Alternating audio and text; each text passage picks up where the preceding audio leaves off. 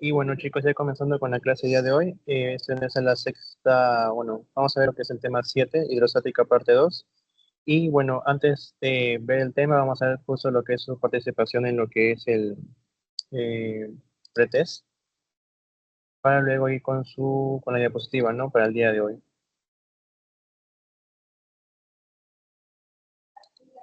Y ya, en esta parte de acá vemos lo que es su participación, la cantidad de participantes, la nota y el tiempo, ¿no? Bueno, una vez señalado esto, vamos a comenzar con lo que es el tema día de hoy. Ujú.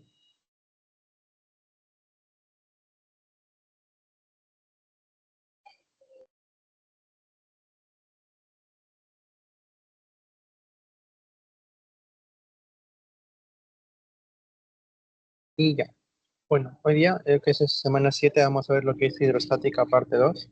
Y bueno, vamos más que nada es una continuación de la semana pasada, que era hidrostática parte 1.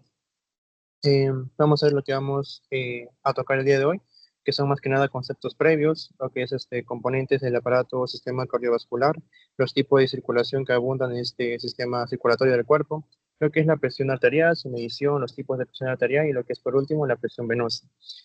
Bueno, antes para hacer un hincapié, recordamos que aerostática estudia lo que son más que nada los fluidos, ¿no? Los en reposo, no sin movimiento. Y en este caso, un líquido pues característico de nuestro cuerpo, que es simplemente un fluido, vendría a ser la sangre, ¿no? Por eso es que vamos a abundar en lo que es justamente el aparato o el sistema cardiovascular.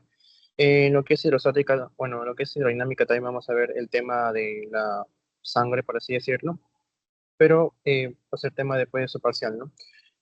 Bueno, para ir viendo lo que es un poco de conceptos previos, vamos a hablar del sistema cardiovascular, ¿no?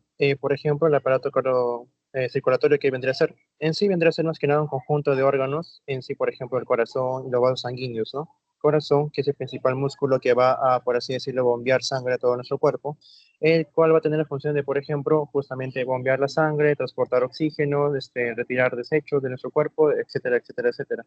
¿Mediante qué? Mediante lo que son los vasos sanguíneos, que podrían ser, por ejemplo, en este caso, las arterias, las venas y lo que son los capilares, ¿no? Los capilares. Cada tipo de estructura tiene pues diferencias entre sí, tienen diferentes funciones, diferente pues estructura, por así decirlo, que vamos a ir viendo poco a poco, ¿no? Y bueno, como dice acá, es un conjunto de órganos que realizan la circulación de la sangre y aparte producen lo que es intercambio de nutrientes y desechos de los tejidos, ¿no? Y bueno, como vemos acá es un pequeño esquema de cómo podríamos ver lo que es el sistema cardiovascular. Y por ejemplo, acá en el medio tenemos a lo que es el órgano del corazón, que vendría a ser el principal que bombea justamente la sangre por todo nuestro cuerpo. ¿A través de qué? De, por ejemplo, las venas y las arterias. Ya vamos a ir viendo poco a poco cuál es la diferencia entre una vena, entre una arteria, entre un capilar y cuáles son sus funciones específicas dentro de lo que es el sistema cardiovascular. Y bueno, por ejemplo, acá tendríamos lo que es justamente la parte de un corazón. El corazón, como sabemos, es un órgano, un músculo en sí que está en constante, por así decirlo, actividad y tiene cuatro cavidades, como vemos acá. Cuatro cavidades, por así decirlo, agujeros, ¿no? Que vendría a ser dos aurículas, que vendría a ser en la parte superior, aurícula derecha y aurícula izquierda. Y en la parte inferior tenemos a dos ventrículos, ¿no? Justamente. En la parte derecha, ¿qué va a pasar? En la parte derecha vamos a tener lo que es la sangre venosa, ¿no? ¿A qué nos referimos con sangre venosa? Que justamente es una sangre con poco oxígeno. Mientras que en la parte izquierda va a haber lo que es justamente, tanto en la aurícula como en el ventrículo izquierdo, va a pasar lo que es la sangre arterial, ¿no?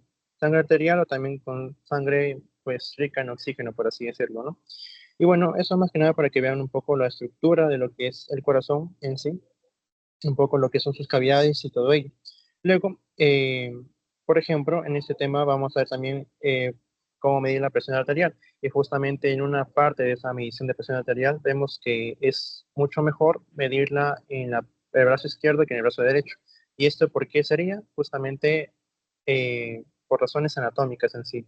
¿No? ¿Por qué? Porque, por ejemplo, acá tenemos a lo que es justamente la aorta, ¿no? Acá comienza la aorta y más o menos así es su sentido, ¿no? Y cada, bueno, claro que esta aorta se va a ramificar, ¿no? En las diferentes arterias que van a, por así decirlo, circular por nuestro cuerpo, ¿no? En este caso, por ejemplo, en la parte de acá es la parte derecha y esta es la parte izquierda, ¿no?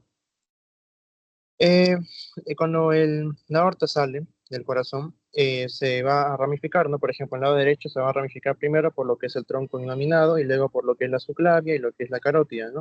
sigue su trayectoria, lo que es la aorta, y va a llegar a lo que es la parte izquierda, en la cual va a dividirse justamente en la carótida izquierda y en lo que es la subclavia izquierda. Lo importante acá es que ustedes sepan que justamente la presión se va a medir en la arteria braquial, que viene a ser una rama de lo que es la subclavia, ¿no? La subclavia, tanto izquierda como derecha.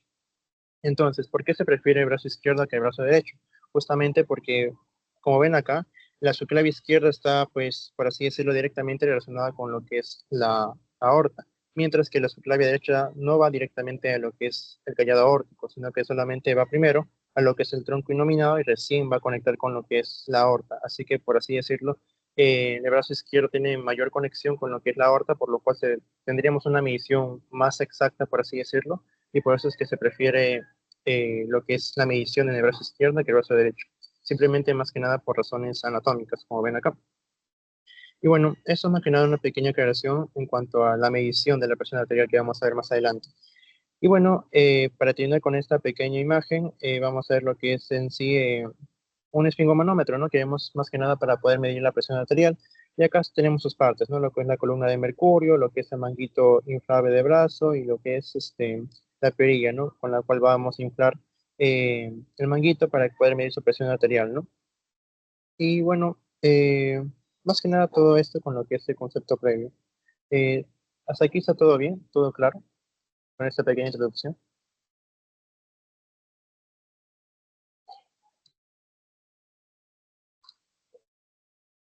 Ya.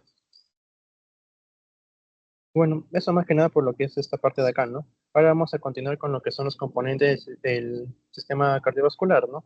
Como hemos visto, el más importante, por así decirlo, vendría a ser este músculo, que viene a ser el corazón, ya que este va a bombear justamente todo, la sangre, a todo nuestro cuerpo, ¿no? Cumpliendo funciones tales como la oxigenación de los tejidos, la movilización de ciertos nutrientes, ¿no? Y entre otras más que vamos a ir viendo más adelante también. Bueno, acá nos dicen, ¿no? Que el corazón vendría a ser el músculo principal en el sistema cardiovascular. Tiene cuatro cavidades, dos aurículas y dos ventrículos. Las aurículas son las cavidades que están pues en la parte superior, en las aurículas, y en la parte inferior tenemos lo que son los ventrículos, ¿no? Y bueno, las aurículas, acá tenemos un dato importante. Las aurículas van a regestionar la sangre, o sea, la sangre va a llegar a lo que es las aurículas, mientras que los ventrículos van a expulsar la sangre, por así decirlo, ¿no? Y bueno, acá tenemos una pequeña tabla que nos ayuda a ver un poco la diferencia entre lo que son las arterias y las venas en cuanto a su estructura, ¿no? Y algunas características más. Por ejemplo, en el diámetro, ¿no? El diámetro es diferente entre este tipo de vasos sanguíneos. Por ejemplo, en la arteria el diámetro va a ser menor, mientras que en la vena va a ser mayor, ¿no? Justamente. O sea, por ejemplo, la arteria podría ser así y la vena podría ser más o menos eh, algo así, ¿no? El diámetro, obviamente, de estos vasos sanguíneos es diferente, ¿no? Siendo que la vena es mayor y la arteria es menor, ¿no? Entonces, luego tenemos la presión, ¿no? Por ejemplo, la presión en la arteria va a ser mayor. Y eso se puede deducir con la primera característica, ¿no? Por ejemplo, si es que el diámetro es menor, y aquí recordemos, ¿no? ¿Qué vendría a ser la presión? En sí vendría a ser la fuerza con la que, en este caso, la sangre, por así decirlo, empujaría lo que es las paredes del vaso sanguíneo, ¿no? Entonces, si sabemos que la presión va a ser la fuerza con lo que la sangre va a golpear las paredes de la arteria o la vena, entonces, si es que este diámetro de las arterias es menor, obviamente la presión con la que van a chocar va a ser mucho mayor, ¿ya? Y bueno, si es que es más grande este diámetro, por ejemplo, en el caso de las venas, la fuerza con la que van a chocar las paredes va a ser justamente menor, ¿no? Así que por ahí podrían deducir, ¿no? Tal vez no acordarse tal cual las características, sino que solamente acordarse de una principal y luego ya ir como que deduciendo para que puedan como que acordarse mejor de cierta manera de las características de los vasos sanguíneos, ¿no? Eso es en cuanto a la presión, ¿no? Luego tenemos a las válvulas, en la cual pues la arteria pues no presenta, mientras que la vena sí va a presentar. Justamente estas válvulas van a ser importantes en lo que es el tema del retorno venoso, que lo vamos a ver al final de la clase de día de hoy. Y bueno, eh, las venas sí lo tienen y las válvulas no están presentes en lo que es la arteria. Y por último, tenemos en lo que es el transporte en general, ¿no? Por lo general, la arteria va a, por así decirlo, transportar lo que es sangre oxigenada, ¿no? Rica en oxígeno, también conocida como sangre arterial, y lo que es la vena va a transportar lo que es una sangre desoxigenada o una sangre venosa, ¿no? Y bueno, eso más que nada cuanto a lo que es un poco de esta parte. Acá abajo tenemos un cuadro que nos va a ayudar más en lo que es justamente la explicación de lo que es la arteria, la vena y los capilares, para que podamos ver un poco más, ¿no? Todo ello. Ya. Eh, por ejemplo, en lo que es la arteria y la vena, en sí son, esos tres son vasos sanguíneos, ¿no? Pero ¿en qué se diferencia cada uno de estos? Todos van a transportar, pues, sangre en general, ¿no? Y la arteria, por lo general, va a transportar lo que es sangre oxigenada, mientras que la vena va a transportar sangre desoxigenada. Pero el concepto más adecuado para cada uno de estos tipos es que, por ejemplo, la arteria vendría a ser todo tipo de vena, bueno, todo tipo de vaso sanguíneo que va a salir del corazón, ¿no? Como vemos acá, eh, este cuadro de acá, ¿cuál es la dirección de la arteria? Es decir, del corazón hasta cualquier órgano, sale del corazón y va, por ejemplo, a las extremidades, a lo que es justamente a cualquier parte de nuestro cuerpo, ¿no? Mientras que la vena, la definición más adecuada sería pues justamente eh, cualquier vaso sanguíneo que venga de cualquier tipo de órgano hacia lo que es el corazón, ¿no? Justamente. Bueno, eso más que nada la diferencia, ¿no? Entre cada uno tipo de lo que es la arteria y la vena.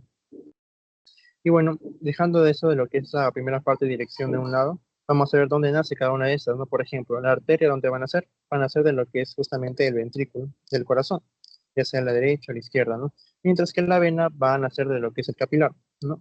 Y eso lo podemos ver en esta imagen de acá. En sí, la arteria va a nacer de lo que es justamente, como dice acá, del ventrículo, ¿no? Acá está el corazón y la arteria va a salir del corazón, ¿no? La arteria va a salir del corazón, por ejemplo, a cualquier órgano y va a estar acá, ¿no? Luego, ¿qué va a pasar? Justamente, eh, acá tenemos, ¿no? Entre lo que es la arteria y lo que es la vena se va a formar una red de venas chiquitas, delgadas y finas. Y esta red va a ser justamente la red de los capilares, ¿no? Estas arterias diminutas, chiquitas, estas venas chiquitas van a ser llamadas capilares.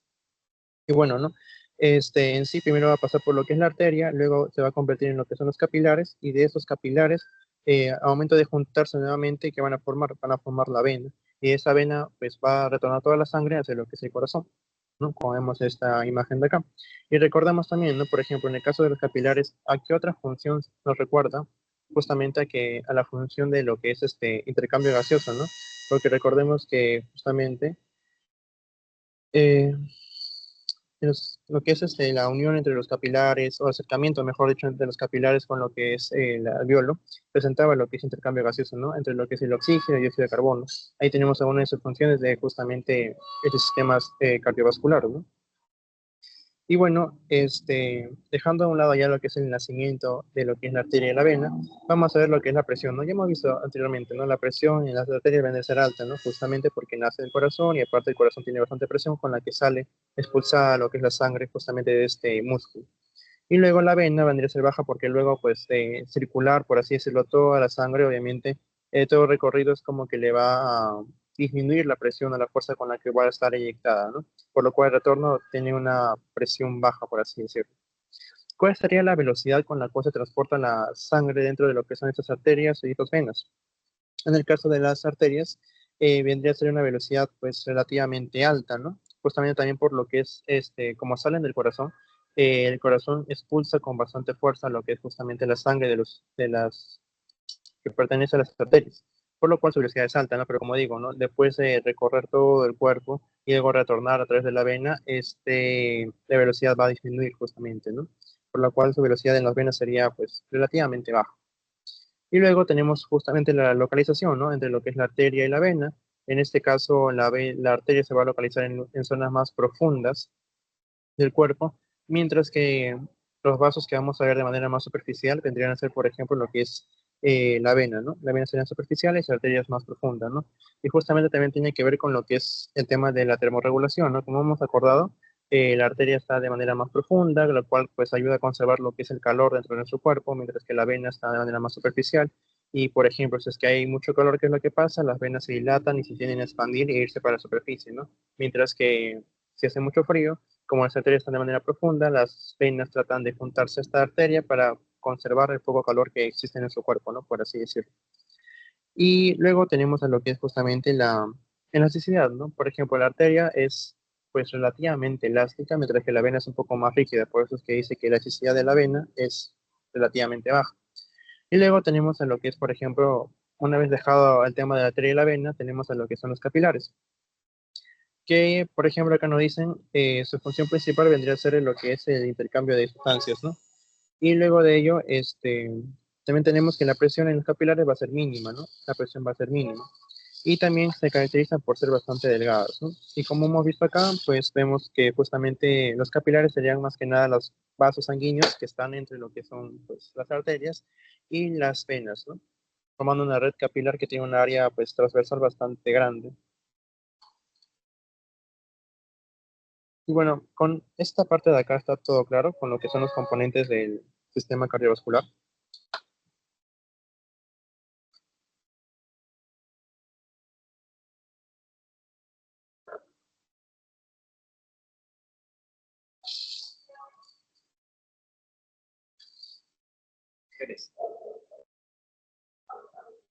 Y ya. Entonces vamos a seguir.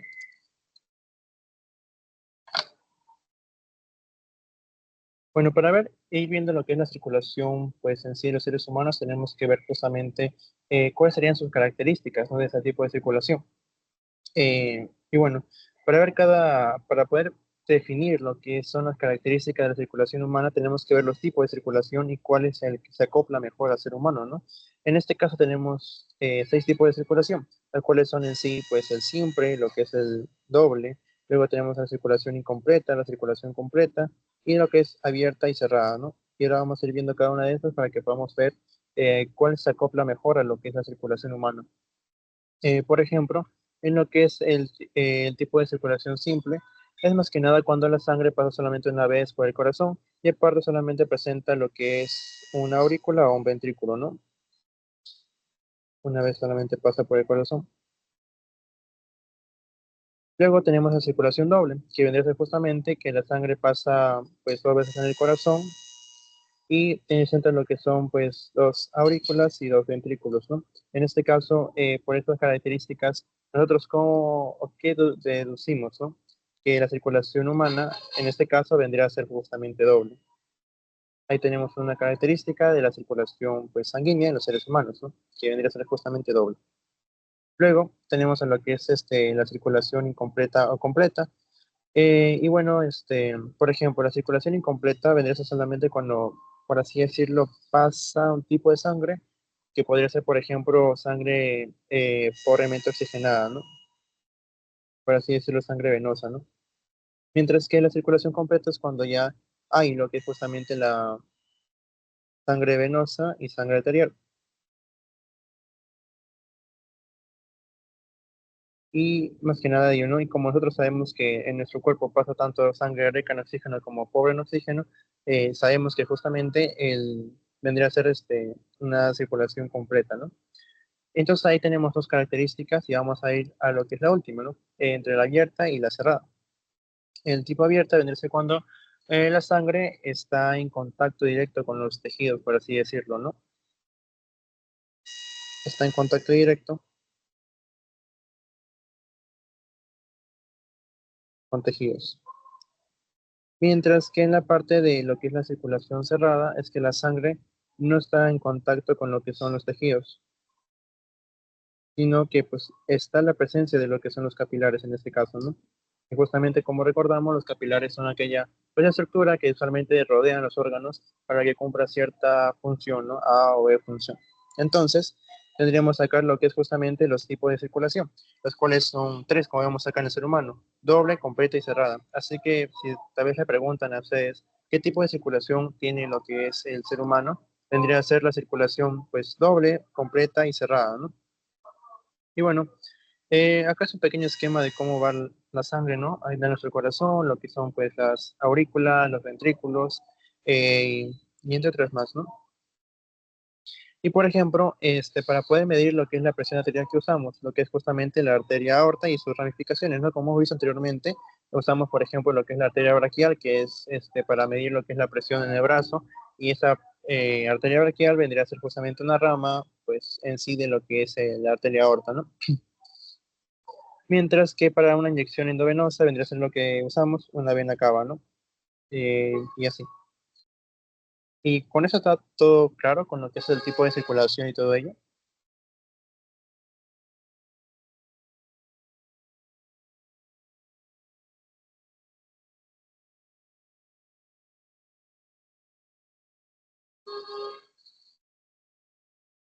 Ya. Entonces, dejando eso de lado, vamos a ver justamente lo que es ya la presión arterial. Como hemos visto, se puede, por ejemplo, medir en lo que es el brazo, que es lo más común, ¿no? Por así decirlo. Pero recordemos que en sí, ¿qué era la presión?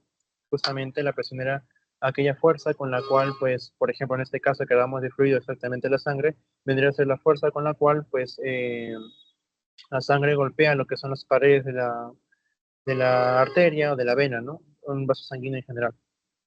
Y bueno, eso más que nada su definición en caso de lo que es la presión arterial. Y bueno, como antecedente tenemos acá, por ejemplo, que Stephen Hawkes en 1763 toma la medida de la presión arterial en un caballo, ¿no? A través de lo que es un tubo de vidrio, lo inyecta en lo que es justamente la pierna del caballo, si no me equivoco, y ve cuánto sube el nivel de la sangre a través de ese tubo, ¿no?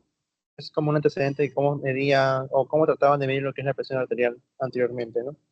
Y bueno, acá también tenemos la fórmula, ¿no? Lo que es justamente presión es igual a altura por la densidad por la gravedad. Y esta que vendría a ser justamente eh, la fórmula de lo que es la presión hidrostática. ¿Por qué? Porque justamente es una presión que se evalúa cuando hay presencia de fluidos, ¿no? En general. Y bueno, luego tenemos justamente los instrumentos con los cuales vamos a medir esta presión arterial, ¿no? Por ejemplo, en sí, el anómetro vendría a ser un instrumento con el cual vamos a medir las presiones en general de lo que son los gases y fluidos, ¿no?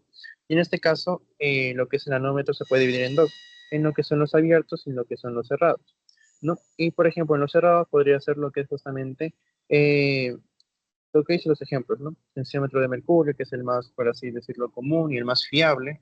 Luego tenemos, por ejemplo, lo que es el anímetro anaeroide, que es el más que nada de reloj. También el digital, ¿no? Y entre otros más que ayudan a lo que es justamente a la medición de la presión arterial. Y lo más clásico tenemos a lo que es el tensiómetro, o también conocido como el sfingomanómetro, ¿no? Que tenemos acá una imagen referencial que nos ayuda a ver cómo es en sí eh, ese instrumento con el cual podemos medir lo que es la presión arterial. Ujú. Bueno, entonces, ahora vamos a ver, ya entendiendo un poco lo que es el concepto de la presión arterial, vamos a ver lo que es justamente la medición, ¿no? ¿Cómo vamos a medir la presión arterial, no? Por ejemplo, vamos a ir poco a poco, ¿no?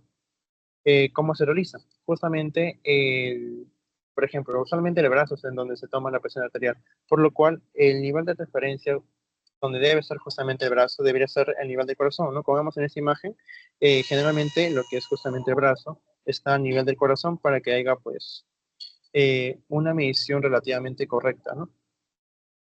En este caso, por ejemplo, la persona debe estar en reposo para que justamente la presión arterial no se vea, por así decirlo, modificada, tal vez por su agitación, si es que habrá pasado algo, alguna actividad física realizada y algo por el estilo, ¿no? Y la medición puede ser de dos tipos. Esta medición puede ser directa o también puede ser indirecta, ¿no? En este caso directa, ¿cómo sería? A través, pues, de cateterismo, ¿no? O sea, meter una aguja por lo que es el cuerpo y se mira directamente, es la parte más fiable, pero es un proceso muy invasivo, por así decirlo. Entonces, siempre se encanta, bien, siempre se prefiere lo que es la vía indirecta, ¿no? Que es, por ejemplo, a través de un esfingomanómetro, ¿no? Y bueno, acá vemos lo que son los ruidos de Korokov y todo ello, ¿no? Para ver cuánto es la presión, mm, lo más cercana posible a lo que es la realidad del paciente, ¿no?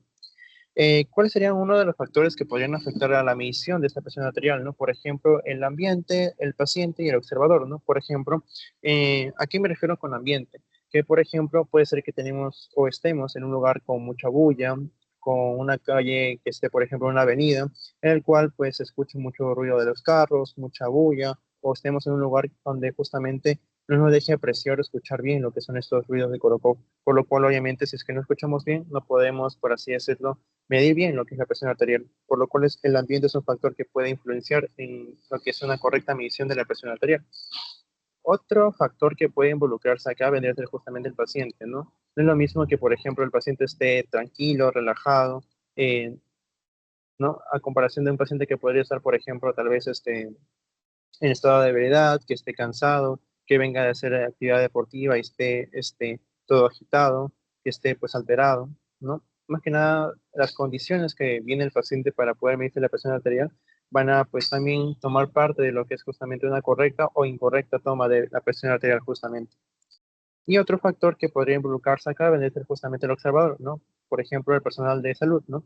Si es que el personal de salud, por ejemplo, está con sueño, tiene problemas en la audición tal vez, o simplemente está distraído, puede justamente también tomar una mala presión arterial, ¿no? Que vendría a ser algo importante para ver justamente los signos vitales, para que podamos tal vez deducir si tiene el paciente algo o no, ¿no?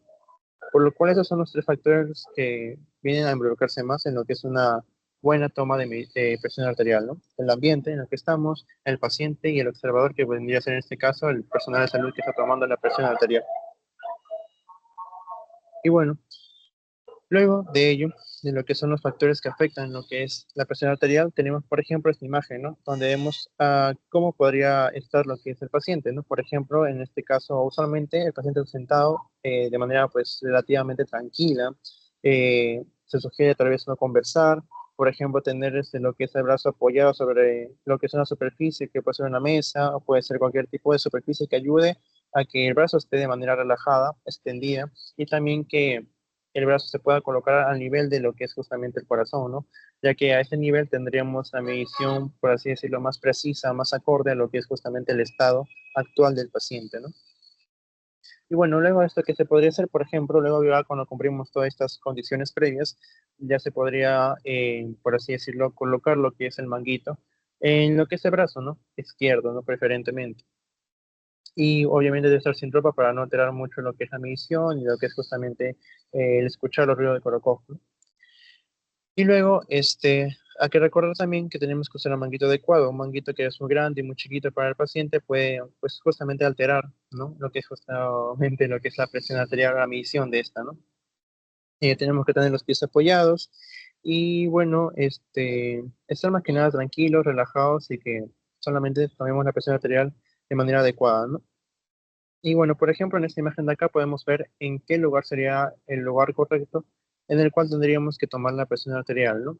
Por ejemplo, en la parte superior de acá, por donde está el bíceps, más o menos, un poco más arriba, más o menos son 3 dedos por encima de la flexión del codo, pondríamos ahí lo que es el manguito, ¿no?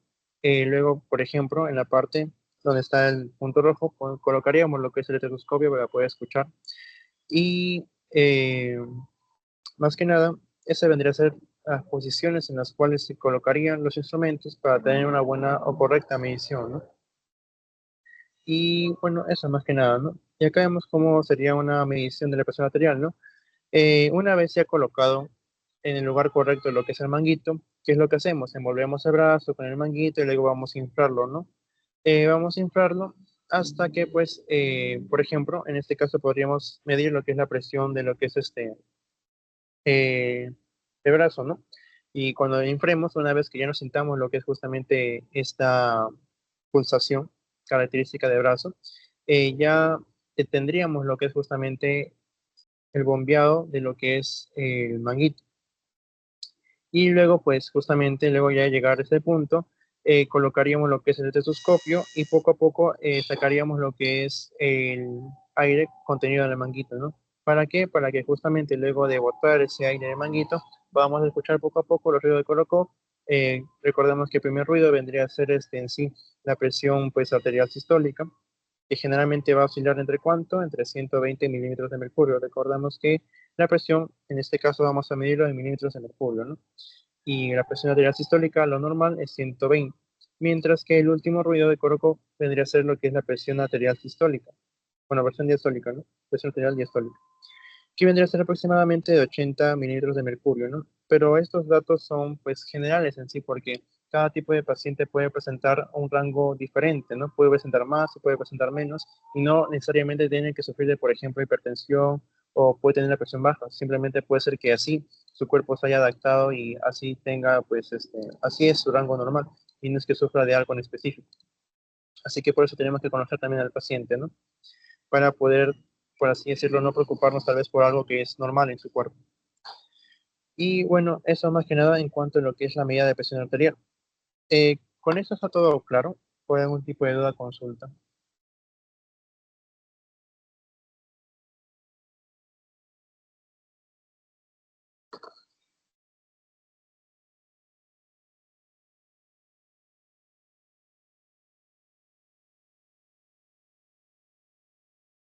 Ya.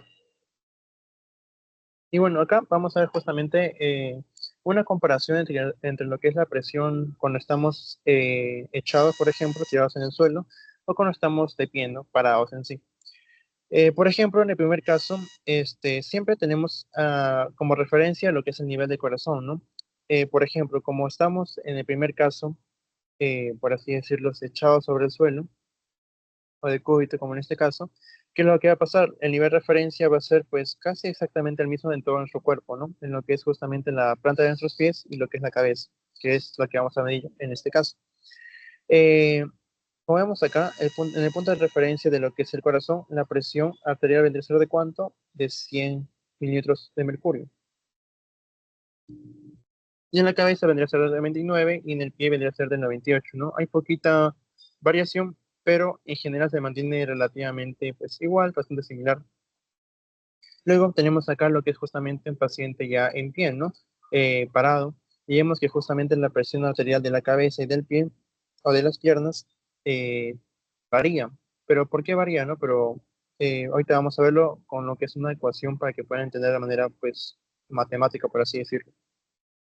Y bueno, acá también vemos que el corazón mantiene su punto, ¿no? Que vendría a ser que la presión arterial en lo que es el nivel de corazón, que es el nivel cero, por así decirlo, vendría a ser de cuánto? De 100 mililitros de mercurio, a pesar de que esté, pues, de pie o de cúbito, ¿no? Siempre va a ser justamente de 100 mililitros de mercurio. Y por ejemplo, en este caso, en la primera parte, que podría ser, por ejemplo, la presión en la cabeza, ¿cómo podríamos ver lo que es la variación, no? Por ejemplo, la presión en la cabeza, en el caso inicial, ¿de cuánto era? Era de 99, ¿no? De 99 milímetros de mercurio. Y bueno, como está, por así decirlo, por encima del nivel del corazón, ¿qué es lo que va a afectar en este caso de manera externa? Lo que va a afectar es justamente la fuerza de gravedad. Y recordemos que la fuerza de gravedad siempre va a actuar para abajo, por lo cual, pues la presión en general va a ser menor en la superficie, por ejemplo, en este caso de la cabeza, porque, por así decirlo, le va a costar más a lo que es el corazón bombear la sangre a lo que es las partes superiores, en este caso la cabeza, ¿no? Por lo cual es deducible que la presión arterial en la cabeza sea menor a comparación del corazón a las partes bajas, porque justamente si es que vamos a bombear sangre para lo que son las piernas, va la fuerza con la cual va a expulsar la sangre va a ser para abajo, y justamente la fuerza de gravedad también va a ir para abajo, por lo cual obviamente esas dos fuerzas se van a sumar y la presión va a ser mayor en la parte inferior de nuestro cuerpo, a comparación de la cabeza, que es como va a ir en contra de esta fuerza, por lo cual va a ser la presión menor. Entonces, tenemos, ¿no? Que justamente la presión en la cabeza vendría a ser de 99 milímetros de mercurio, ¿no? Que de la cabeza, de manera inicial, cuando estábamos de cúbito, cuando estábamos tirados en el suelo, por ejemplo. Y tenemos que restarle una cantidad, pero ¿cómo hallamos esa cantidad? Más que nada, la hallamos justamente que nos dice acá, ¿no? La presión hidrostática de 39 centímetros de sangre. ¿Pero por qué 39? Porque justamente esa es la distancia que hay entre lo que es el corazón y la cabeza, ¿no? ¿Y cómo podríamos saber cuánto es la presión en 39 centímetros de sangre? Con el dato que nos da acá arriba, ¿no? El dato que nos da acá, que nos dice, ¿no? Justamente que 130 centímetros de sangre es igual a 100 milímetros de mercurio. Con lo cual acá podemos hacer pues una comparación, ¿no? Por ejemplo, si 130 centímetros de sangre es igual a cuánto a 100 milímetros de mercurio, 39 centímetros de sangre, ¿a cuánto equivaldría en milímetros por mercurio, ¿no?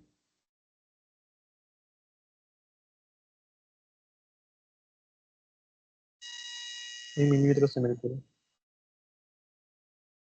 Ujú. Y acá solamente multiplicamos en aspa y podemos hallar, ¿no? Lo que es esta ecuación, ¿no? 130 por x es igual a 100 por 39. Y x nos va a salir ¿cuánto? Nos va a salir en sí 30, ¿no? 30, 30 milímetros de mercurio. O sea que en 39 centímetros de sangre va a haber una presión de 30 milímetros de mercurio. Por lo cual ese dato lo podemos colocar acá, ¿no? Justamente. 30 milímetros de mercurio.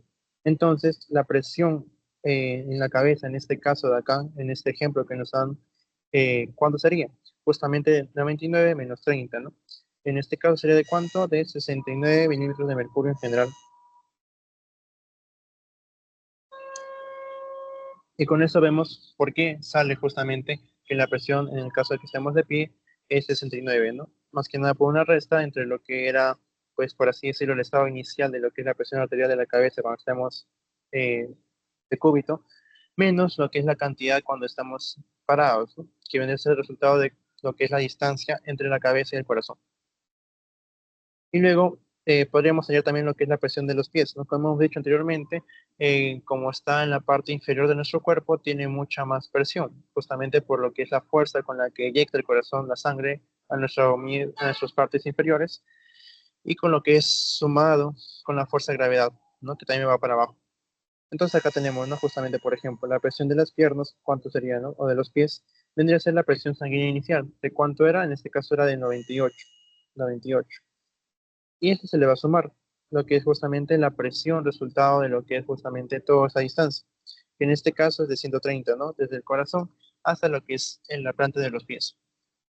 Y bueno, ¿cuándo sería la presión de 130 centímetros? Nos dan como dato, ¿no? Justamente. Ya no hay necesidad de convertir porque eso nos dan como dato, que 130 centímetros de agua vendría a ser igual a 100 milímetros de mercurio. Entonces, pues en síntesis, ¿cuándo sería la presión de los pies? Vendría a ser una sumatoria entre 98 y 100, ¿no? O sea, vendría a ser de 198 milímetros de mercurio. Por lo cual, pues más o menos explicamos por qué varía lo que es la presión arterial a lo que es un nivel por encima del corazón y un nivel debajo del corazón, ¿no? En este caso la cabeza y de los pies. Con este apartado de acá, ¿está todo claro?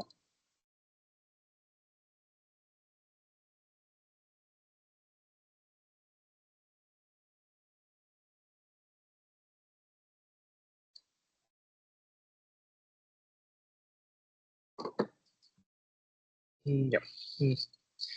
Y ahora vamos a ver lo que es justamente los tipos de presión arterial, ¿no? Como hemos visto ya, eh, hay en sí cuatro tipos, ¿no?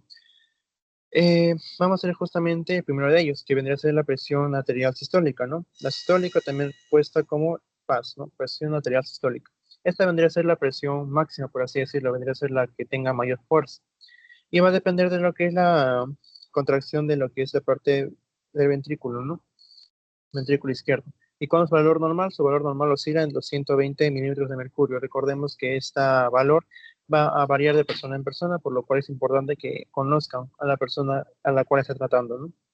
Luego tenemos a lo que es la presión diastólica, que vendría a ser más que nada la cual tiene una presión, por así decirlo, mínima, ya que viene de lo que es el retorno venoso, y su valor aproximado vendría a ser de 80 milímetros de mercurio, ¿no? Y va a depender de lo que es la elasticidad arterial y la resistencia periférica, ¿no?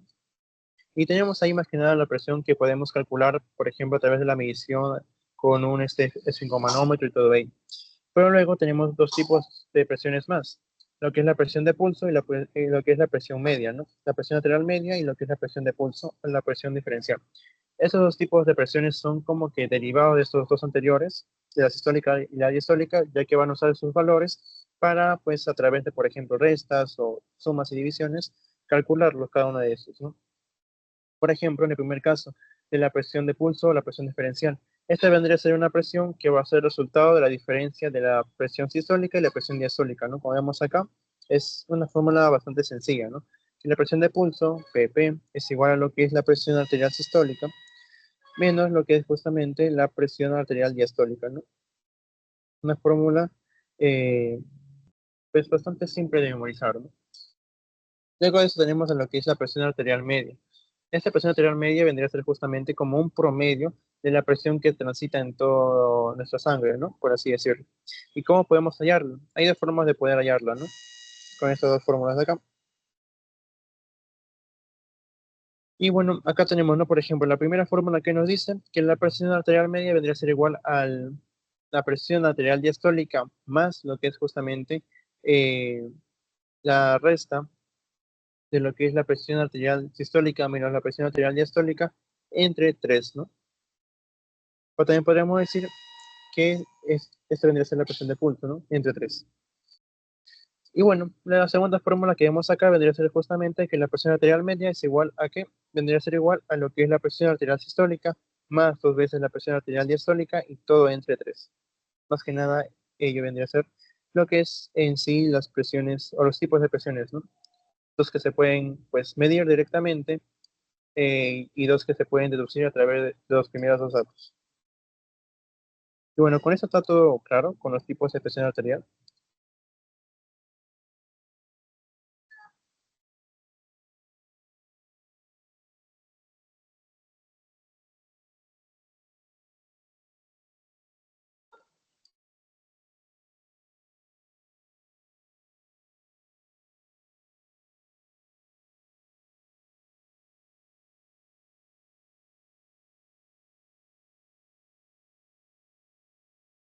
Ya, entonces vamos a seguir, ¿no? Los tipos de presión arterial. Ahora vamos a ver justamente la presión venosa, ¿no? En este caso, ¿qué vamos a ver? Bueno, vamos a ver justamente sus características, ¿no? La presión venosa, ¿qué vendría a ser? Justamente, en sí, la presión venosa vamos a denominarlo como un sistema convergente, como vemos acá, un sistema convergente. Un sistema convergente. ¿Por qué? Porque más que nada va a retornar lo que es justamente la sangre al corazón, ¿no? Sistema convergente. De la parte, por así decirlo, desde afuera para adentro, ¿no? Desde la parte más distal hasta la parte más interna, que es el corazón en este caso. Y este otro dato importante vendría a ser que justamente va a trabajar a bajas presiones y va a ir a grandes capacidades y volúmenes, ¿no?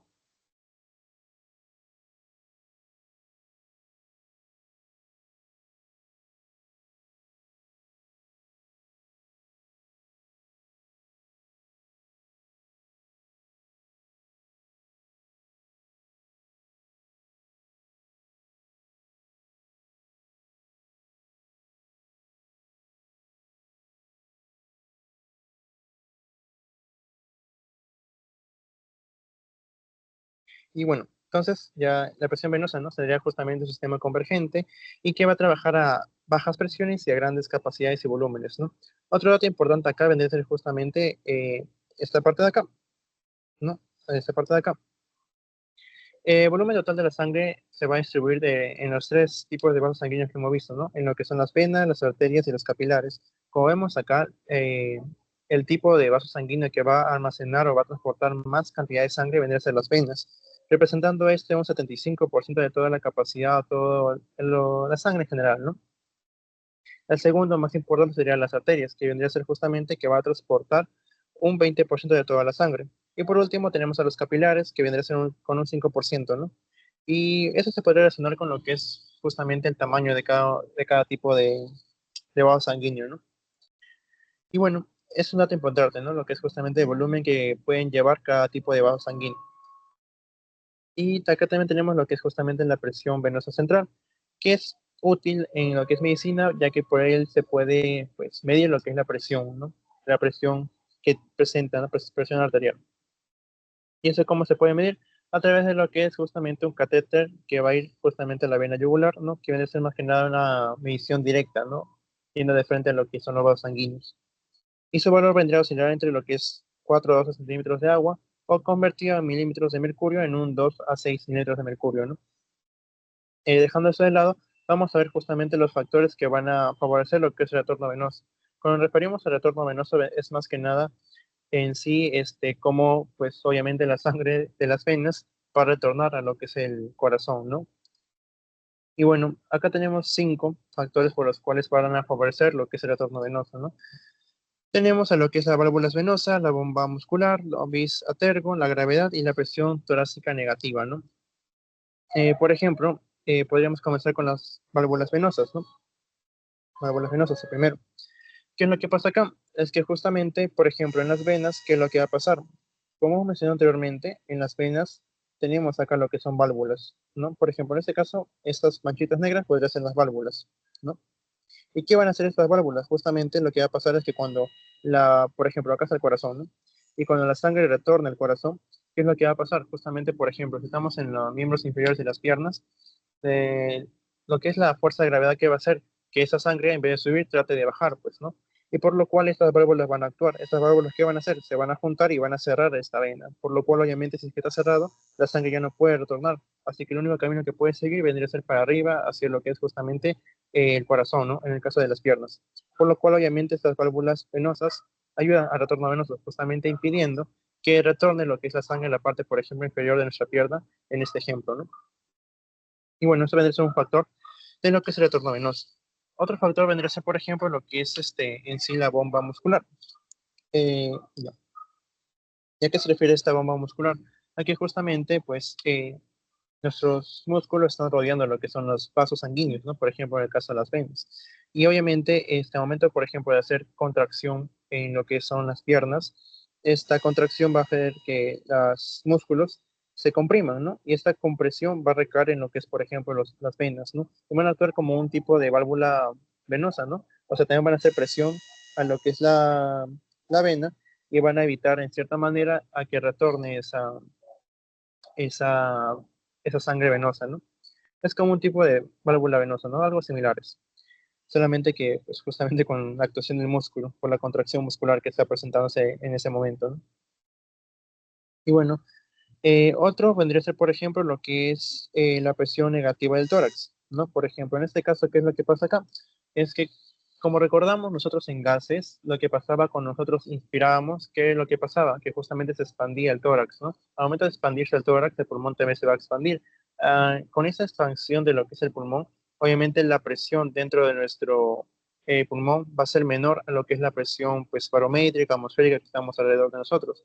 Por lo cual, obviamente, por gradiente de concentraciones, el aire va a transcurrir desde un lugar de mayor concentración a un lugar de menor concentración, por lo cual es la razón por la que el aire ingresaba a los pulmones. Y algo similar va a pasar acá. Como estamos, por ejemplo, en el momento de inspiración, lo que va a pasar es que ahí va a haber una expansión de lo que es justamente el tórax, y con ello también, por ejemplo, podría haber una relajación de lo que es eh, ventricular del corazón, y lo cual obviamente va a provocar lo que es una presión, por ejemplo, menor en esta parte de acá donde se encuentra el corazón, y si hay una presión menor a comparación de, por ejemplo, nuestras piernas, obviamente que la sangre, el fluido en general, va a ir de un lugar también de mayor concentración a un lugar de menor concentración, por lo cual, en cierta manera, favorecería lo que es el retorno venoso, ¿no? Que en este caso podría ser de nuestra pierna, que tiene mayor concentración, a un lugar de menor concentración, que puede ser nuestro corazón, en este caso. Ujú. Y eso más que nada en la tercera parte, ¿no? Lo que es la presión negativa del tórax. Luego tendríamos lo que es en sí, lo que es el bisatergo, que vendría a ser más que nada cuando hay una presión residual en lo que es la sangre, que en cierta medida, pues esta reserva de sangre que hay ayuda a lo que es justamente el retorno venoso. Y por último, la gravedad. Si bien es cierto, hemos dicho que anteriormente que la gravedad, por ejemplo, por lo que es la parte inferior o la parte que está por debajo de nuestro corazón, en cierta manera la gravedad no ayuda a lo que es el retorno venoso. Por ejemplo, en estructuras que están por encima de lo que es el corazón, la cabeza, por ejemplo, el retorno venoso obviamente va a ser favorecido por lo que es justamente la fuerza de gravedad, porque pues para que retorne lo que es la sangre venosa tiene que ir desde arriba hasta abajo, ¿no? Lo que es el corazón.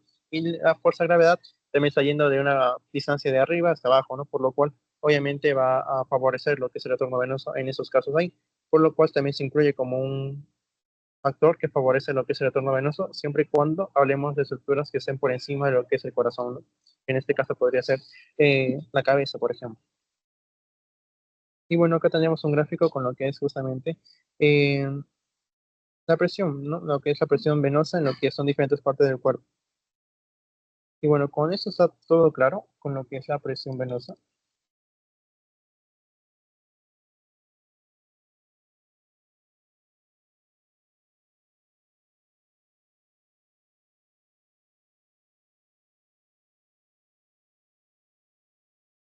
Ya. Entonces vamos a ver con las preguntas. Eh, por ejemplo, vamos a ir con la primera pregunta, ¿no? Si un individuo tiene 120/80 como medición de presión arterial, ¿cuál sería su presión de pulso? ¿Sería 20, 50, 60 o 40? ¿Ustedes qué creen?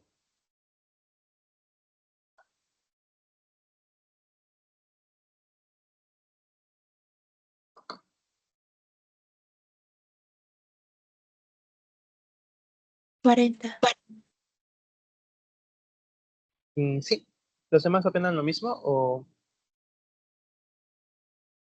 todos están de acuerdo con su compañero? Y sí, más que nada sería 40. ¿Por qué? Porque justamente cuando nos piden la presión de pulso, ¿qué nos está pidiendo? Justamente la fórmula que hemos visto anteriormente. La presión de pulso, ¿cómo se pues, calcularía? De la siguiente manera, ¿no? La presión arterial sistólica menos la presión arterial diastólica, ¿no? El dato que nos dan, pues, el primer dato que nos dan es la presión arterial sistólica. El segundo dato vendría a ser la presión arterial diastólica, ¿no? Por lo cual solamente sería una resta entre estos dos datos. Entonces, la presión de pulso vendría a ser igual a ¿cuánto? A 120 menos 80, ¿no? Que en este caso es igual a 40, por lo cual, pues, la alternativa que dijo su compañero está bien, ¿no? Más que nada una siempre, pues, resta entre lo que son los datos que nos da. Y bueno, el siguiente ejercicio, por ejemplo, ¿qué nos dice? El volumen porcentual sanguíneo incluido en las venas, ¿de cuánto sería? ¿Cuál es el volumen que transporta lo que es la vena? 15, 60, 75, 30.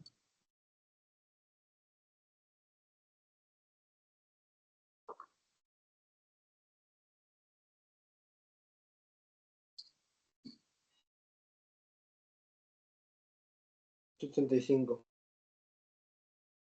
Y sí, claro, claro. Justamente, ¿no? Vemos acá que viene a ser el valor de 75, porque recordemos que en sí también las venas van a, por así decirlo, transportar la mayor cantidad de oxígeno, bueno, de sangre en general, ¿no? Por lo cual el valor cantidad de vena vendría a ser justamente 75. Si les pregunto tal vez de lo que es, por ejemplo, las arterias, ¿de cuánto sería? ¿En qué porcentaje llevaría la sangre?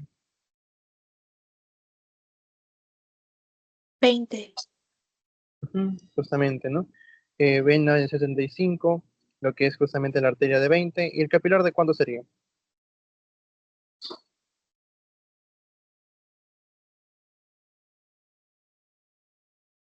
5. Ujú, solamente se habría pues sumar 100%, ¿no?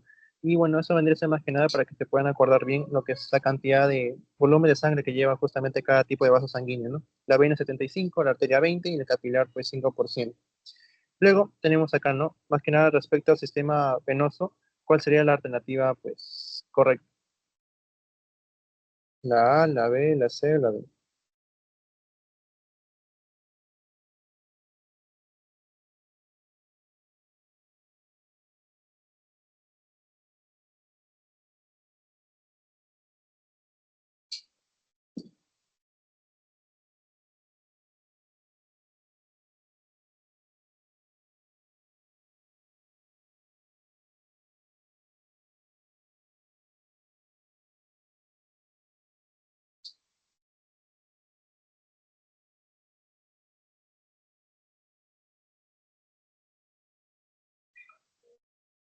¿Alguna idea? Entre A, B, C, D, o tal vez una alternativa que no podría ser para ir descartando.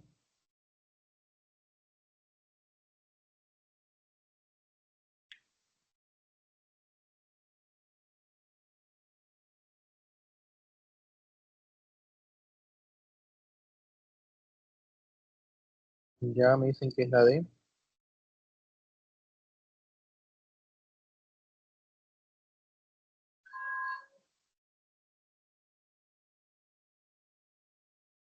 Ya.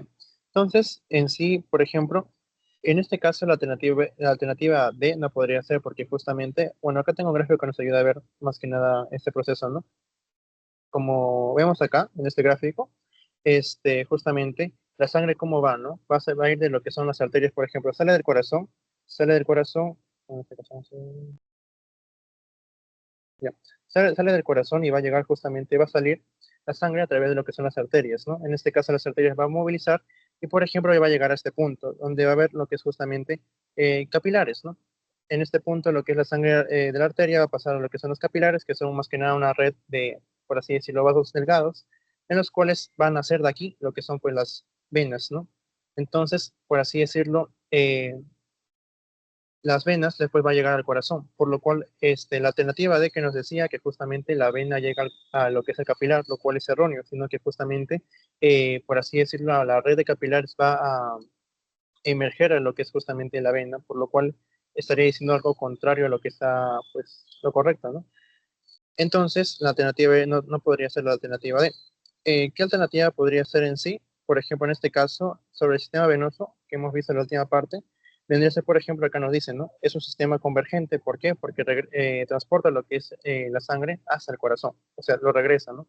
Un sistema convergente, que trabaja a bajas presiones y pues a grandes capacidades y volúmenes, ¿no? Y esas son características que están presentes en lo que es la alternativa A, por lo cual la parte, pues, de la alternativa A vendría a ser la correcta. Y bueno, quedó claro con esa explicación lo que es la resolución de este ejercicio.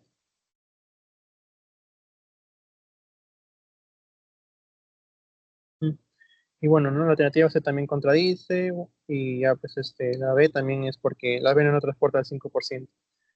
Y bueno, entonces el último, por ejemplo, ¿qué sería la respuesta correcta?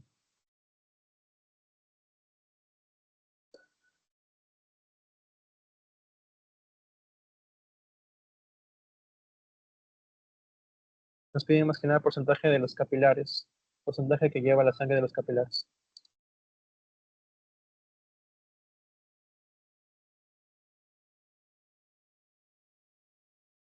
Vendría a ser más que nada 5%, ¿no? Como viste anteriormente, eso vendría a ser los capilares, ¿no? 5%, mientras que las venas llevan 75 y las arterias 20, ¿no?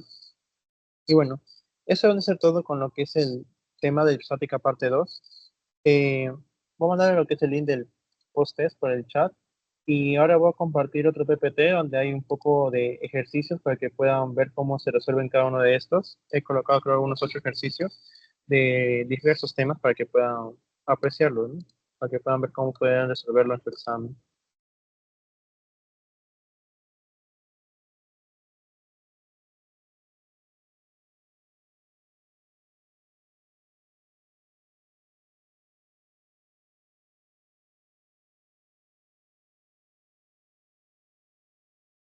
Y ya les mandé lo que es el link del post-test, de lo que es la clase, esta clase que es hidrostática parte 2. Y bueno, entonces vamos a ver lo que es el tema de los ejercicios.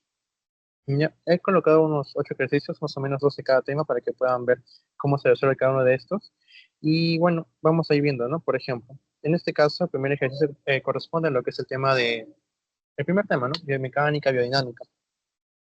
En este caso, ¿cómo podrían resolver los ejercicios? Lo que yo siempre hago es simplemente, por ejemplo, primero, en sí, leer el ejercicio, ¿no? Leemos el ejercicio y luego podemos identificar lo que es la pregunta. Identificamos la pregunta ¿para qué? Para poder identificar lo que es, para lo que es justamente la parte de la fórmula. Y con eso vamos a ver lo que es justamente la parte de los datos que nos va a servir. Y luego vamos a aplicar lo que es la fórmula. ¿Por qué les digo eso? Porque justamente al momento de leer el ejercicio usualmente colocan datos que no vamos a utilizar, ¿no? Por ejemplo, en un ejercicio nos puede colocar lo que es la masa, lo que es la temperatura, lo que es la altura, lo que es la velocidad, lo que es la presión, tal vez de algún tipo de fluido que esté por ahí, y nos piden lo que es la energía cinética, ¿no? Nosotros recordamos que la energía cinética se calcula con lo que es la masa por la velocidad cuadrada entre 2, ¿no? Por lo cual, por ejemplo, en este caso, el valor de la temperatura, el valor de lo que es la altura y la presión son datos distractores, ¿no? Por lo cual es importante primero leer el ejercicio, luego encontrar, o mejor dicho, identificar qué es lo que nos piden, luego cuando identifiquemos qué es lo que nos piden, ver lo que es la fórmula que vamos a utilizar, ¿no? Qué fórmula podemos utilizar para poder aplicarla, y con ello ver los datos que vamos a necesitar, ¿no? Como vemos acá en este pequeño ejemplo, vemos que solamente vamos a dar dos datos de 5 que nos dieron, ¿no? Por lo cual obviamente son datos distractores. Y bueno, más o menos sabiendo esta parte de ahí, podríamos hacer ese ejercicio, ¿no? Ujú. Ya.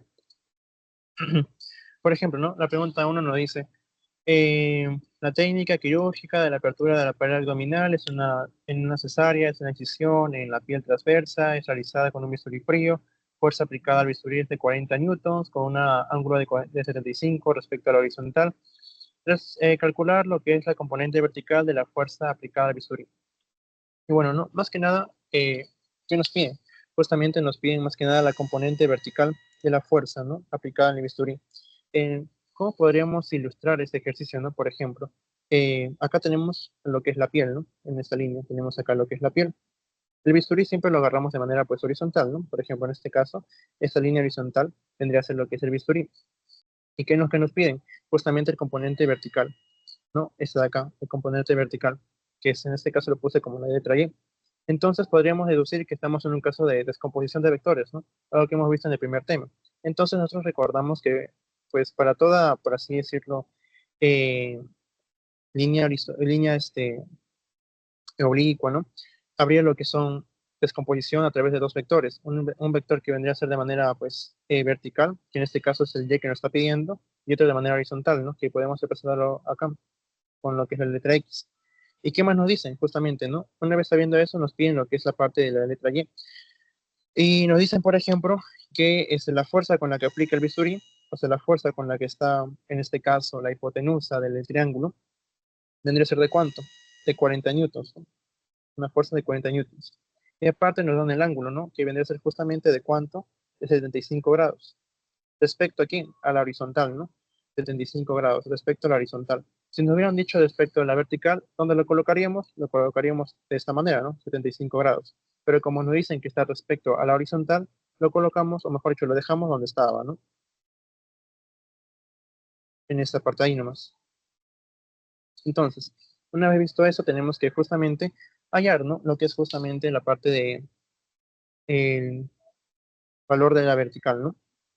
Por ejemplo, esta imagen nos puede ayudar a simplemente a ver, ¿no? ¿Cuál es la fórmula que vamos a utilizar, ¿no? Por ejemplo, para el eje Y, ¿cómo podríamos hallarlo? Justamente con la fórmula, ¿no? Que la fuerza tendría que ser igual, pues, a justamente la fuerza que dan como dato, que en este caso podría ser 40 newtons, por lo que es el seno del ángulo, ¿no? En este caso, ¿seno de cuánto? 75 grados. ¿Y cuándo sería el seno de 75? Nos dan como, pues, este dato, ¿no? Acá nos dan dos datos, por ejemplo, el seno de 75 y el coseno de 75. Como ven, pues, dan dato de sobra, ¿no? Lo cual podría confundirnos, pero nosotros sabemos que justamente al momento de hallar lo que es la vertical, siempre vamos a hablar de lo que es el seno. Si nos piden otra vez la horizontal, siempre hablamos de coseno, ¿no? Coseno, horizontal y seno vertical. Entonces, usaríamos solamente el primer dato, ¿no? Lo que es el seno de 75. Entonces, justamente, ¿no? La fuerza Y, que es lo que nos piden, vendría a ser igual a cuánto? A 40 newtons, que vendría a ser la fuerza que dan como dato, por lo que es justamente el seno de 75, ¿no? El seno de 75 dice que es 0,966, ¿no? Entonces, solamente quedaría multiplicar, y este dato mm, nos saldría aproximadamente 38,64 newtons, ¿no? Como ven, acá solamente sería cuestión de que nos ubiquemos bien en qué tipo de problema estamos presentando y acá hallarlo bien en los datos que nos dan y después solamente sería más que nada parte operativa. ¿Con este ejercicio está todo bien? ¿O hay algún tipo de pregunta?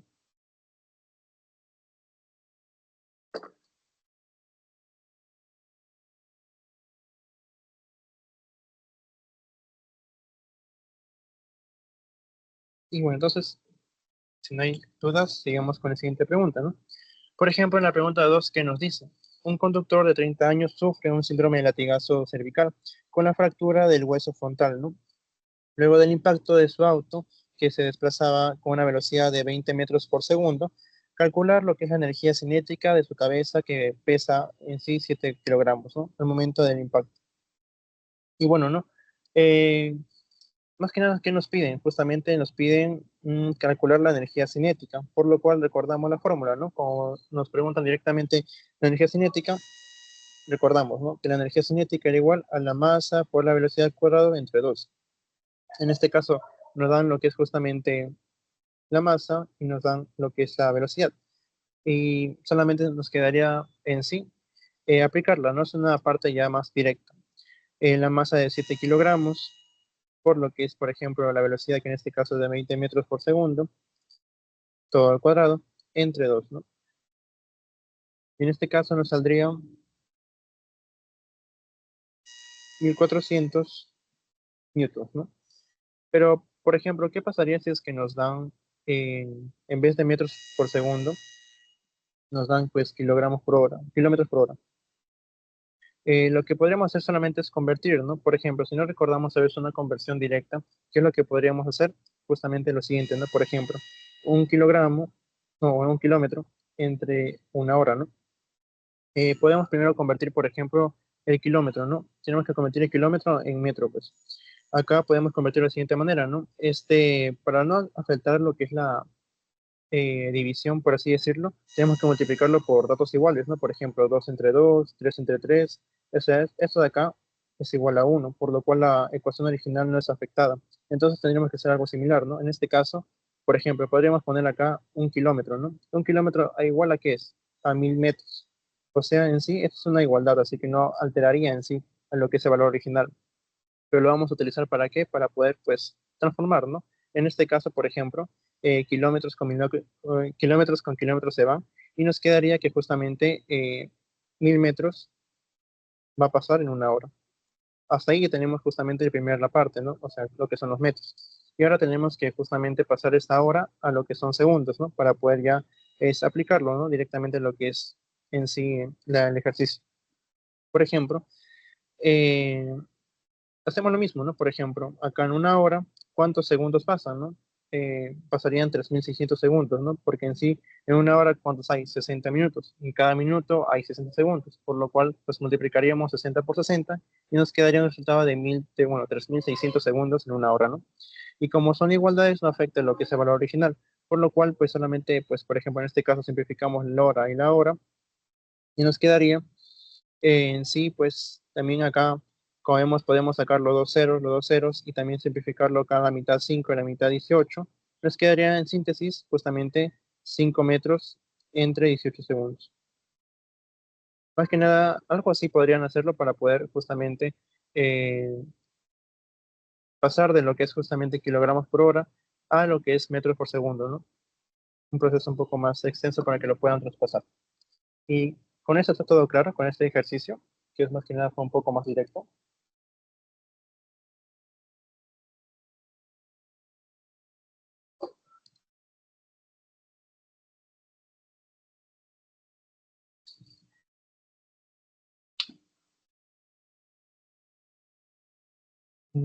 Ya. Entonces vamos a pasar al siguiente ejercicio, que vendría a ser pues el número 3, ¿no? ¿Qué nos dice acá? En la maternidad de Lima, una madre gestante de 30 años de edad que tiene 31 semanas de embarazo realiza un control de peso, ¿no? En su historia clínica se indica una masa inicial de 60 kilogramos y durante el embarazo aumentó en 15 kilogramos. Según la tercera ley de Newton, ¿cuál sería la reacción resultante cuando se encuentra parada sobre una balanza de tiempo? Y bueno, no acá que nos piden justamente lo que es la fuerza resultante, ¿no? Porque recordemos que para la tercera ley de Newton, para toda acción hay una reacción. Entonces, ¿qué es lo que podemos, pues, deducir en esta parte de acá? Por ejemplo, si es que una persona está de pie, parada y no hay nada más, ¿qué es lo que hay? Siempre, ¿qué es lo que hay? Justamente lo que siempre va a haber es una fuerza de gravedad que va a ir justamente yendo para abajo. Y justamente, pues la fuerza de reacción acá vendría a ser justamente una opuesta, ¿no? La fuerza de reacción. Entonces, estas fuerzas van a ser iguales también, ¿no? Recordemos. Entonces, lo que nos están pidiendo originalmente vendría a ser justamente la fuerza de gravedad en este caso. Entonces, pues simplemente hallamos, ¿no? Lo que es justamente en sí, el peso, ¿no? El peso, porque en sí, claro que afecta lo que es la fuerza de gravedad, pero acá tenemos que multiplicarlo por lo que es justamente la masa que presenta en este caso la madre, ¿no?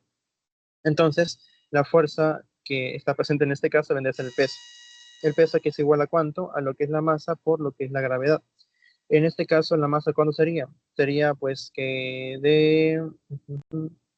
ya, sería de 60 más 15 kilogramos. ¿Por qué? Porque nos dice que inicialmente pesaba 60, pero luego del embarazo aumentó a 15 kilos, por lo cual la masa total sería de ¿cuánto? 75 kilogramos.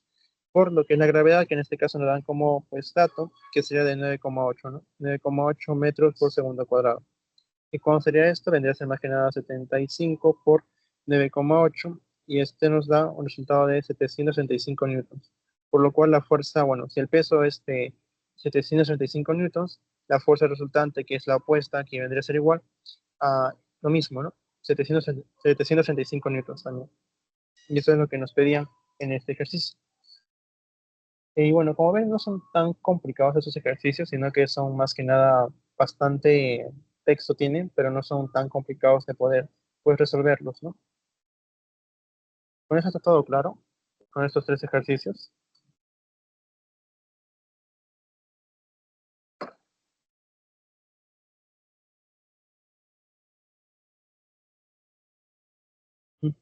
Entonces vamos a seguir. Acá tenemos la pregunta número 4, que nos dice más que nada para convertir, ¿no? Acá vamos a convertir justamente, ¿no? Nos dice la presión sistólica de un paciente es de 220 eh, milímetros de mercurio. Convertir esta presión en pascales en lo que son pues libras por pulgadas al cuadrado y por lo que es centímetros de agua, ¿no? Y acá también nos da la comparación, ¿no? Por ejemplo, cómo se compara cada uno de estos datos, ¿no? Eso va a ser bastante útil para poder en sí, pues, poder cambiar de variable, ¿no? Por ejemplo, vamos a comenzar, ¿no? Con lo que es el apartado número A. Nos piden pascales, ¿no? Pascales. Y bueno, podemos, por ejemplo, comparar en esta parte de acá, ¿no? Pascales aquí era igual a 760 milímetros de mercurio, ¿no? Por ejemplo. Ujú. Claro, claro, claro. Acá. Ya, por ejemplo, en este caso que nos dan, que justamente es 101.300 pascales, vendría a ser igual a 760 milímetros de mercurio. Eso lo vamos a usar, ¿no? Ese dato ahí. Y 101.300 pascales vendría a ser igual a lo que es 760 milímetros de mercurio. Si tenemos el dato que tenemos 220 milímetros de mercurio, ¿cuántos pascales vamos a tener acá? Simplemente multiplicamos en aspa y nos va a salir, ¿no? Por ejemplo, que 101.300 pascales por lo que es 220 milímetros de mercurio, tendría que ser igual a cuánto, 760 milímetros de mercurio por X pascales. 760 pasamos a dividir, lo demás lo multiplicamos y que nos va a salir que justamente X vendría a ser igual a 29.323,68 pascales aproximadamente, ¿no? Como vemos acá solamente es tema de conocer la comparación y después solamente despejar, ¿no? Aplicar solamente multiplicación y división. Hasta ahí tenemos lo que es la primera parte que nos dice, es más que nada una conversión en pascales. La segunda parte que vendría a ser justamente conversión a PSI, en libras por pulgada cuadrada. Y bueno, acá tenemos los datos, ¿no? Que 760 milímetros de mercurio vendría a ser igual a 14,7 PSI. Esto lo ponemos acá, ¿no? 760 milímetros de mercurio es igual a ¿cuánto? A 14,7 PSI. Entonces, si tenemos 220 mililitros de mercurio, ¿cuánto sería? Pues, ¿no? Aplicamos lo mismo, solamente despejamos, tratamos de despejar la X, ¿no? En este caso, 760 por X vendría a ser igual a ¿cuánto? A 14,7 por 220, ¿no? Entonces, X a cuánto saldría? Saldría a aproximadamente 4,255 PSI. Como ven acá, lo único complicado vendría a ser solamente tratar de tal vez comparar cada tipo de dato con lo que es el dato que nos da. Lo demás solamente es parte operativa, ¿no? Bueno, para terminar lo que es la conversión en este caso, vamos a ver el último, ¿no? Que vendría a ser justamente transformar lo que son milímetros de mercurio a lo que es milímetros de mercurio a lo que es en sí, pues, centímetros de agua, ¿no? Y acá está. Y acá tenemos la parte 3, ¿no? Justamente 760 milímetros de mercurio vendría a ser igual a ¿cuánto? A 10.033 centímetros de agua, ¿no? Y tenemos 220 mililitros de mercurio,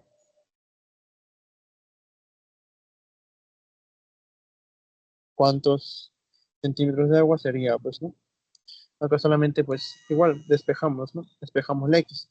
760 por X es igual a ¿cuánto? A 220 por lo que es 1033. Y despejando la X, ¿cuánto nos sale? Aproximadamente 299,02 centímetros de agua, ¿no? Y bueno, algo así vendría a ser si es que les llega a preguntar tal vez acerca de lo que es intercambio de variables, ¿no? De una unidad a otra.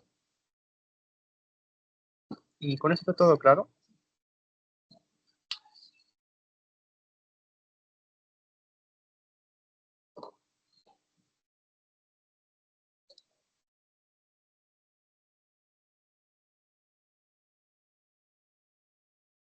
Y bueno, entonces vamos a pasar a la siguiente pregunta, ¿no? Que viene a ser la pregunta número 5. Y acá vamos a aplicar lo que es justamente la fórmula de presión por volumen es igual a la constante por lo que es la temperatura, por lo que es en sí los moles, ¿no? Por ejemplo, acá leemos el enunciado, ¿no? Por ejemplo, ¿qué nos dice? Calcular el volumen en centímetros cuadrados que exhala aproximadamente un adulto saludable en una mezcla gaseosa en cada respiración, ¿no? La cantidad de moles de dióxido de carbono, ¿ya? De moles de dióxido de carbono existentes en la exhalación es de ¿cuánto? La cantidad de moles es de 7,78 por 10 a la menos 4 a 37 grados Celsius, ¿no? Ya está bien, 37 grados Celsius, que vendría a ser 310 grados Kelvin, ¿no? Recordemos que acá en este caso lo que es la fórmula trabaja con Kelvin, así que pues siempre es importante que esté en Kelvin. Si no, acá tenemos lo que es justamente una tabla con la cual puede convertir, ¿no? Convertir lo que es justamente de grado Celsius a Kelvin o de Fahrenheit a Kelvin, ¿no? Y bueno, seguimos leyendo, ¿no? Y una presión total de 1,1 atmósfera, ¿no? Acá tenemos lo que es justamente la presión. Ya. Y también tenemos lo que se da de la constante R, ¿no? Que vendría a ser de 82,06 atmósfera por centímetro cúbico por, bueno, todo entre lo que es mol por lo que es Kelvin. Y nos dice, ¿no? Las presiones parciales de los gases respirados en lo que es el aire expirado vendría a ser, pues, de nitrógeno de 74,5, oxígeno de 15,7, dióxido de carbono entre 3,6 y H2O, pues, de 6,2, ¿no? Y como vemos acá, justamente, ¿qué nos dan? Nos dan lo que es justamente número de moles, 7,78 por 10 a la menos 4. Nos dan, por ejemplo, la temperatura, que en este caso es de 310 grados Kelvin. Luego tenemos la presión, que vendría a ser en este caso 1,1 atmósferas.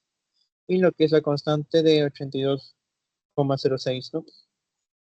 Como vemos acá, pues obviamente, si vemos los datos que nos dan, ¿qué podemos deducir? Justamente que nos piden lo que es la presión por el volumen, es igual a la constante por la temperatura, por lo que es el número de moles, ¿no? Y justamente, ¿qué nos piden? Nos piden calcular el volumen, ¿no? El único dato que nos falta. Entonces, vamos a hallarlo, ¿no? Justamente. Por ejemplo, la presión de cuánto era? Era de 1,1 atmósferas, ¿no? Sí.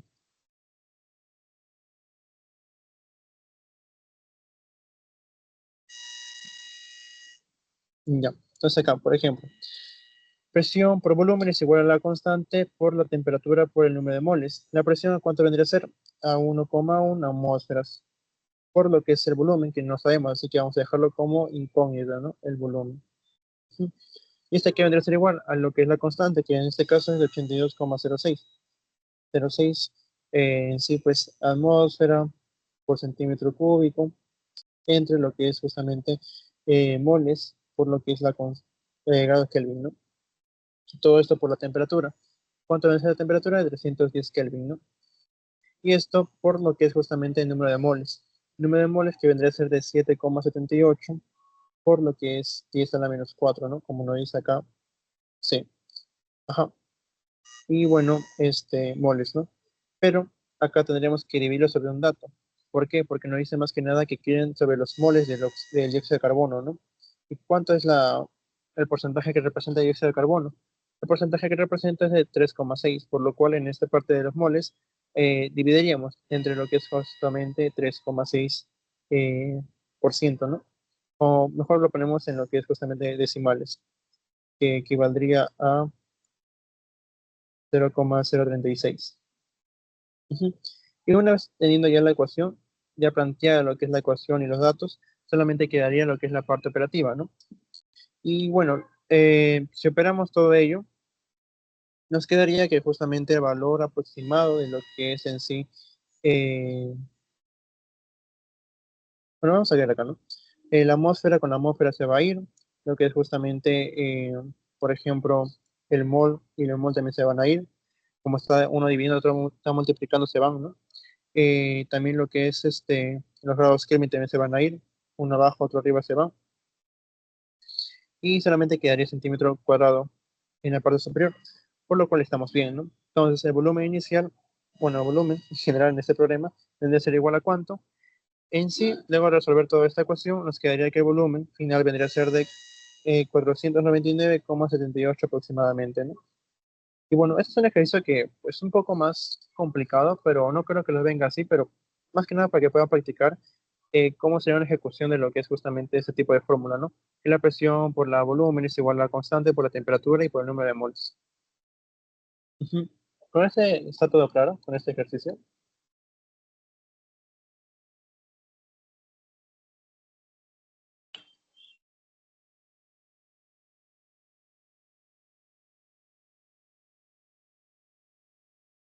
Ya. Entonces vamos a pasar a la siguiente. Más que nada, pregunta número 6. ¿Qué nos dice la pregunta número 6? Nos dice lo siguiente. Un joven de 25 años pesa 70 kilogramos. Luego de una salida con sus amigos, se queda dormido con el ventilador encendido y sufre de una hipotermia leve, ¿no? 35 grados. ¿Cuánto calor requerirá para regular su temperatura considerando un 70% de agua corporal? Y bueno, acá más que nada tenemos que calcular lo que es el calor, ¿no? ¿Qué nos piden justamente el calor? Y recordamos, ¿no? ¿A qué vendría a ser igual el calor? El calor vendría a ser igual a lo que es el calor específico, por lo que es la masa por la diferencia de temperatura, ¿no? En este caso, pues vamos a calcular, ¿no? Lo que es el calor es igual a lo que es justamente el calor específico, que en este caso, como es líquido, o sea, es el agua, ¿de cuánto es? De una kilocaloría entre lo que es kilogramo por litro, ¿no? Y como es uno, realmente no afecta lo que es la ecuación, ¿no? Pero igual lo colocamos para, pues, que puedan entender en sí la fórmula, ¿no? Luego, lo multiplicamos por lo que es la masa, ¿no? La masa de este joven, ¿de cuánto era? Justamente de 70 kilogramos. Entonces lo colocamos acá, 70 kilogramos. Pero como estamos evaluando el agua, tenemos que ver justamente qué nos dicen respecto a lo que es el agua. Acá nos dicen que es un 70% del agua corporal, por lo cual esta masa, 70 kilos, la vamos a multiplicar por lo que es 70% de agua corporal, ¿no? Porque estamos hablando justamente de lo que es el agua que está saliendo, ¿no? Su sudor, más que nada. Y esto por lo que es la diferencia de temperatura. En este caso solamente nos dice que al final, pues su temperatura es de 35 grados. Pero nosotros recordamos que la temperatura normal de una persona, ¿de cuánto es? De 37, así que pues podemos colocar ese dato de manera directa, ¿no? Menos lo que es la temperatura final de 35 grados Celsius, ¿no? Y luego solamente operamos, ¿no? Eh, el primer dato de calor específico realmente como es uno no afecta a la ecuación y solamente quedaría pues multiplicar 70 por 70% por lo que es justamente 2, ¿no? Y este dato que nos daría al final que toda la multiplicación, el resultado de esta ecuación saldría pues a 28 kilocalorías. Ujú. Eso más que nada justamente lo que es el calor. Y bueno, con todo esto está correcto, está bien, están todos bien.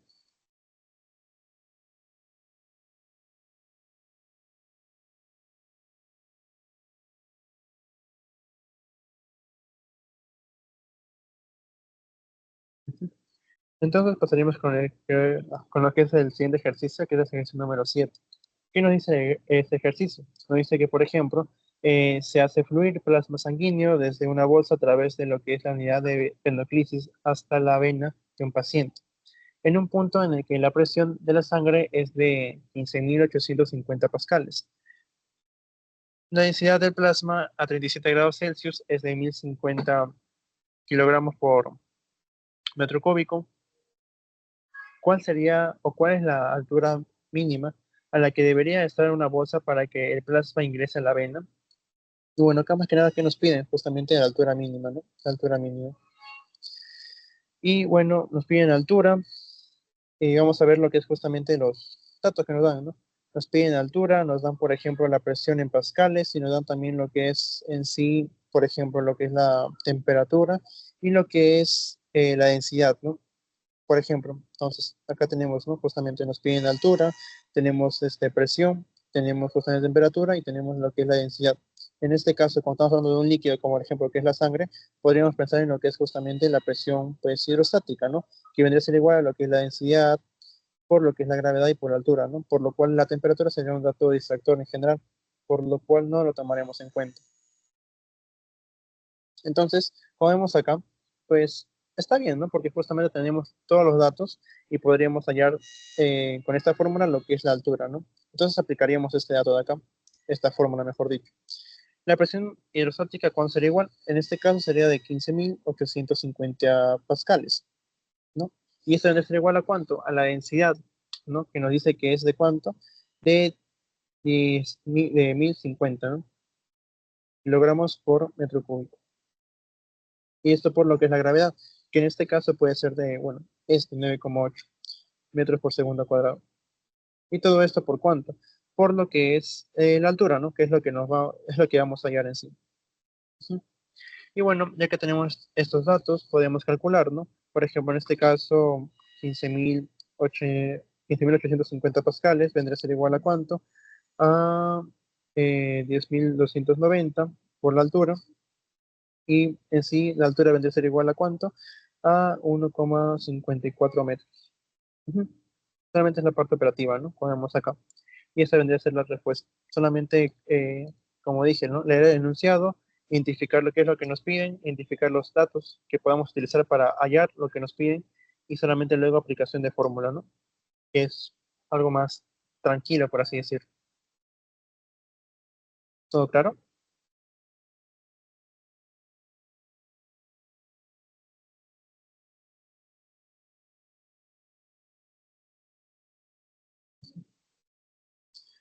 Y bueno, entonces vamos a pasar con el último ejercicio. Acá nos dice, por ejemplo, paciente con presión arterial de 130-80 milímetros de mercurio, ¿cuál es la presión diferencial o presión de pulso? ¿No? Eso es una pregunta más, pues, sencilla, ¿no? Que hemos visto anteriormente ya, justamente en el tema del día de hoy.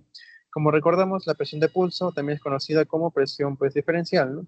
Esta aquí vendría a ser igual. La presión de pulso solamente es igual a la diferencia de presiones, ¿no? La diferencia entre presión arterial sistólica menos la presión arterial diastólica, ¿no? Por lo cual la presión de pulso en este caso sería igual a 130 menos 80, ¿no? O sea que la presión de pulso vendría a ser igual a ¿cuánto? A 50 milímetros de mercurio, ¿no? Ujú. Y eso vendría a ser solamente, pues, la respuesta, ¿no? Simplemente una resta entre estos dos datos en sí. Y bueno, eh, todo claro con esta parte de los ejercicios.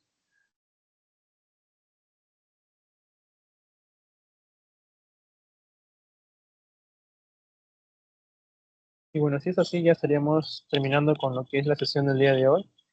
Y bueno, sería todo por esta clase.